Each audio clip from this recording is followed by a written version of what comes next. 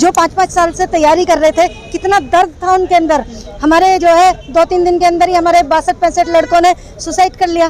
सोचो, अपनी जान दे रहा है एक 23 साल का, एक 21 साल का युवा।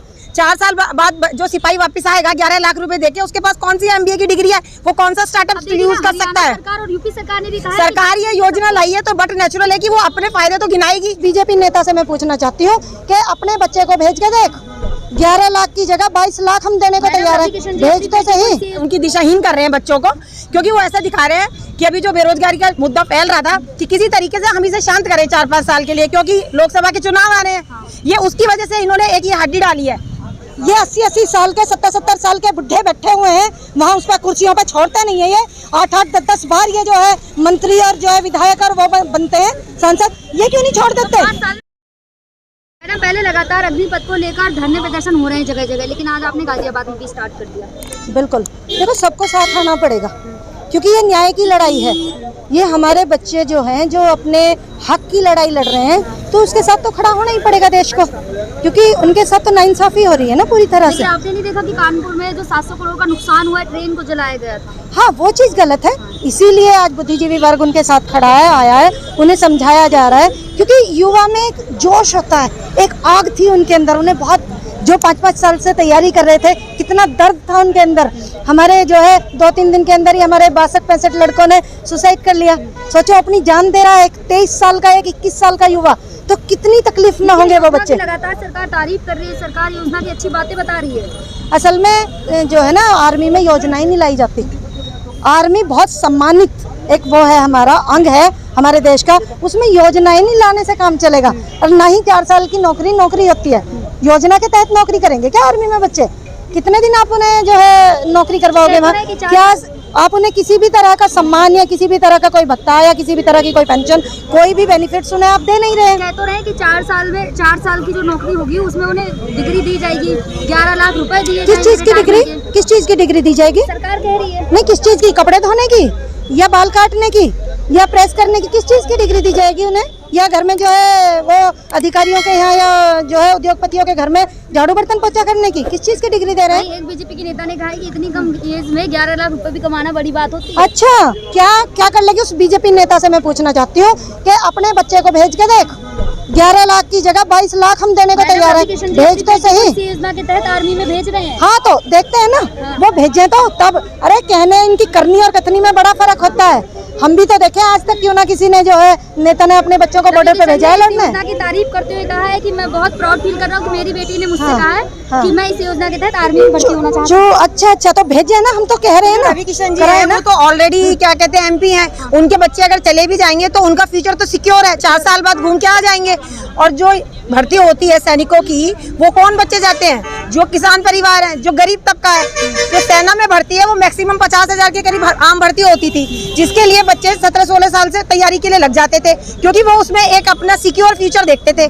भले ही उनको पारिवारिक जीवन जीने को नहीं मिलता था, लेकिन वो समझते थे कि हमारा त्याग कम से कम हम अपने परिवार को पाल पाएंगे। इन्होंने उनसे वो भी छीन लिया, क्योंकि 4 साल में वो किस चीज की ट्रेनिंग देंगे? क्या वो बिजनेस की ट्रेनिंग देंगे? क्या वो कोई स्किल ट्रेनिंग देंगे? वो आगे कौन सा स्टार्टअप स्टार्ट करेंगे? आरक्षण दे रही है ना सरकार। कौन सा आरक्षण दे रही है? ये कौन सा आरक्षण होता है कि जब आपकी मर्जी आई आपने योजना निकाल दी और आरक्षण दे दिया? आपने लिखित रूप में कोई दिया? 4 साल बाद जो सिपाही वापस आएगा 11 लाख रुपए देके, उसके पास कौन सी MBA की डिग्री है, वो कौन सा स्टार्टअप यूज कर सकता है। सरकार और यूपी सरकार ने भी कहा सरकार ये योजना लाई है तो बट नेचुरल है कि वो अपने फायदे तो गिनाएगी। जैसे कि अगर आप कह रहे हो कि किसान हर जगह आंदोलन करने पहुंच जाता है, अगर आपको कोई पीड़ा होगी तो आप डॉक्टर के पास जाओगे? नहीं जाओगे। डॉक्टर कहने लगे हर्जी फुंसी फोड़े के लिए आप आ जाते हो, अपने आप नहीं इलाज कर सकते। तो जब ये हमारे लिए कोई दर्द और इस तरीके की गलत योजनाएं लाएंगे तो आम जनता क्या करेगी? वो अपना विरोध प्रदर्शन तो करेगी। ये अधिकार तो हमारा फंडामेंटल राइट है या नहीं है? उन्होंने भी कहा है योजना के। अजी, जनरल BK सिंह हो या कोई भी हो, वो तो सरकार के तंत्र है ना। जो सरकार ने कहा वो तो उसी को ही आगे बढ़ाएंगे। हम उनकी गलती नहीं कहा।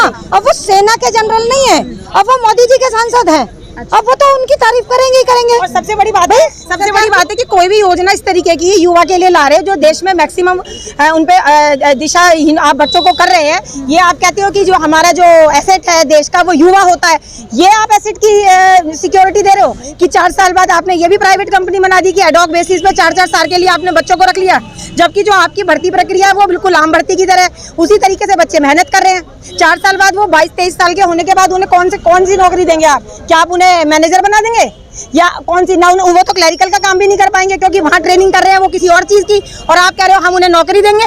आप अभी दो ना नौकरी। ये अस्थायी रूप की भर्तियां निकालने का क्या मतलब है? जो अस्थायी रूप से भर्तियां थी वो जैसे चल रही थी चलने दीजिए, जिसको जाना है वो जाए, जिसको नहीं जाना है वो ना जाए। ये 11 लाख 15 लाख का जो इन्होंने एक लालच दे रहे हैं लोगों को, उनकी दिशाहीन कर रहे हैं बच्चों को, क्योंकि वो ऐसा दिखा रहे हैं कि अभी जो बेरोजगारी का मुद्दा फैल रहा था कि किसी तरीके से हम इसे शांत करें 4-5 साल के लिए, क्योंकि लोकसभा के चुनाव आ रहे हैं। ये उसकी वजह से इन्होंने एक ये हड्डी डाली है, समझे ना, कि कम से कम कुछ भी नहीं तो कुछ लोग विरोध के उससे रुकेंगे, लेकिन कुछ लोग तो जिनको जरूरत है, ये क्या होता है ना, लोगों की जरूरत को खरीद लेते हैं, समझे ना। और फेंक दी उनके बीच में कि हम जो है 25% को तो रख लेंगे और जो है 75% को वापस भेज देंगे। मतलब आर्मी में जो इतना भाईचारा और इतना प्यार था ना हमारे सिपाहियों में जो रहता था, हमारे जवानों में, उसको भी इन्होंने टारगेट कर दिया। अब क्या करेंगे वो 25% में आने के लिए वहाँ चाटुकारिता करेंगे, जनतागिरी करेंगे, अफसरों की करेंगे। वो तो अपने ईमानदारी से काम को करेंगे नहीं, क्योंकि उन्हें अपने 4 साल बाद का फ्यूचर दिख रहा होगा। वो वहाँ उस काम में लग जाएंगे कि यहाँ हम अपना स्थायी रूप कैसे बनाएं। तो ये तो सैनिकों के लिए भी बहुत ही खतरनाक है, वहाँ पे माहौल खराब हो जाएगा। और आपस में दुश्मनी का भाव, एक दुश्मनी का भाव बच्चों में आ जाएगा कि मतलब एक दूसरे की टांग खींचेंगे कि कहीं 25% में ये ना आ जाए, मैं अफसर का बहुत जो है चहेता बन के रहूं। तो इन्होंने तो आर्मी को भी इतना हमारी को जो है ना एक तरह से मतलब टारगेट किया, वहाँ भी इन्होंने नफरत फैलाने का काम किया। वहाँ भी आपको बोल रहे कि वापस उन्होंने सेना के अध्यक्ष ने भी आके बोल दिया वापस। तीनों सेनाओं के अध्यक्ष ऐसा है, जब ये जो है ना, जब ये 3 बिल लाए थे ना किसानों के, तब भी इन्होंने यही बोला था कि चाहे कुछ भी हो जाए हम वापस नहीं लेंगे, लेकिन वापस हुए ना, जो चीज शांतिपूर्वक 13 महीने के धरने में वापस हुए ना। ये कोई ईगो प्रॉब्लम तो है नहीं, सरकार और जनता का कोई यहाँ खेल कंपटीशन तो चल नहीं रहा है। अगर सरकार को लग रहा है ये लोग आम लोगों की और लोगों को पसंद नहीं आ रही है, तो इसमें इतनी ईगो की क्या प्रॉब्लम, हम वापस नहीं लेंगे या ये नहीं लेंगे। अगर ठीक है लोगों को उनके नहीं उन्हें पसंद आ रही है, वो नहीं जाना चाह रहे हैं, लोग उसके मत नहीं दे रहे, तो आप उसमें संशोधन कर दीजिए। इसमें ये क्या बात है कि कोई पत्थर की लकीर थोड़ी ना हो जाती है। आम जनता भी तो आपकी बात समझकर बहुत सारी चीजों को आपके हिसाब से चलाती है, कोई पत्थर की लकीर तो हो नहीं जाती कि आम जनता ने कह दिया। ये तो दोनों तरफ से बात होगी ना कि जो संशोधन हो सकते हैं, जो देश के लिए अच्छा है, जो युवाओं के लिए अच्छा है, वो आप कीजिए।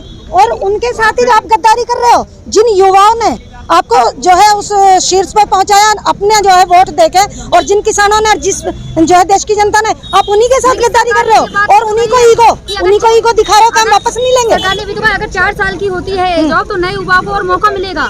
अरे तो ऐसा है, फिर ये हट क्यों नहीं जाते? ये 80-80 साल के 70-70 साल के बुढ़े बैठे हुए हैं वहाँ, उस पर कुर्सियों पर छोड़ते नहीं है। ये 8-8-10 बार ये जो है मंत्री और जो है विधायक और वो बनते हैं सांसद, ये क्यों नहीं छोड़ देते? नए लोगों को मौका मिलना चाहिए ना। 5 साल में बदल जाते हैं। ये कहाँ बदल जाते हैं? वही बदलते आते रहते हैं। छोड़ नहीं लड़ना चाहिए ना, उन्हें विड्रॉ कर लेना चाहिए। वो अपनी सीट ही छोड़ दे कि हम आगे अब विधायक या MP बनेंगे नहीं, अब नए युवा आए और वो देश की डोर संभाले। ये युवाओं के हाथ में क्यों नहीं देता देश की बागडोर? ये भी तो युवाओं के हाथ में बागडोर दे सकते हैं ना देश की। कंपल्सन रिटायरमेंट है ना, इसमें हमारी वॉलंटरी रिटायरमेंट थोड़ी है कि 4 साल बाद बच्चे चाहे तो जाए, ना चाहे तो रहे। जब उसमें हमारी कोई इच्छा नहीं चल रही है, वो वॉलंटरी नहीं है, तो और डिपार्टमेंट में ऐसा क्यों नहीं है? सरकार जो अपनी योजनाएं बनाती है वो तो वही देखती है कि जो अपने लिए उनके हित में, वो सारी चीजें करती हैं, और जो देश के युवा हैं या जो आम जनता है उनके हित को वो अपने हिसाब से देखती है, ना उनका विश्वास मत लेती है। आप जनमत कराएं, आप इस योजना के खिलाफ जनमत कराएं, इस योजना के लिए कि कौन इसके पक्ष में और कौन विपक्ष में, फिर उसके बाद संशोधन करें। पक्ष में भी बहुत लोग हैं इस योजना। हाँ तो आप करवाएं ना, इसमें क्या बात है? जो पक्ष में वो चले जाए। पक्ष में वो हैं जो सरकार के चाटुकार हैं, जो सरकार की चाटुकारिता कर रहे हैं, जो अच्छा खासा जिनका चल रहा है ना, बढ़िया खान पान और बढ़िया जॉब में या बढ़िया उसमें बिजनेस में। बहुत % युवा है जो बिल्कुल ना है। अगर युवा पक्ष में होता तो वो दिखाई क्यों ना दिया सड़कों पर? वो युवा क्यों दिखा जो इसके जो है विरोध कर रहा था? पक्ष वाला तो हमें नहीं दिखा। पक्ष में अगर वो युवा है वो सड़कों पे तो नहीं आएगा। तो वो अपनी बात तो रखेगा ना, वो अपने भाइयों को रोके ना, कि उन्हें समझाए, अपने भाइयों को जो विरोध कर रहे हैं कि भाई ये योजना बहुत भाइयों को समझाए कि ये योजना बहुत फायदेमंद है, उसके फायदे बताए तो सही आके। अरे हम तकलीफ में तो हम रोज सड़क पे आ रहे हैं। जो युवा है आप हैं, अगर आपको कोई बात समझ में नहीं आ रही और मेरे आ रही है तो मैं आपको समझाऊंगी ना। तो जो युवा है वो अपने भाई बंधुओं को क्यों नहीं समझाते आके? क्या वो उनसे मिल नहीं पा रहे? वो उनके पड़ोसी तो रहते हैं, सब वही गांव शहरों में आसपास रहते हैं, सब कॉलेजों में पढ़ते हैं, तो वो अपनी बात को समझाए कि भाई आप इसकी बहुत अच्छी चीज है और आप इसके फायदे नहीं समझ पा रहे। वैसे भी हमारी युवा पीढ़ी इतनी बेवकूफ नहीं है, इतनी बेवकूफ नहीं है, पढ़े लिखे युवा है, मेहनती युवा है हमारे देश का, वो समझेगा। अगर उसको तर्क बाई तर्क ये जो है उसको समझाएंगे इसके फायदे तो समझेंगे ना।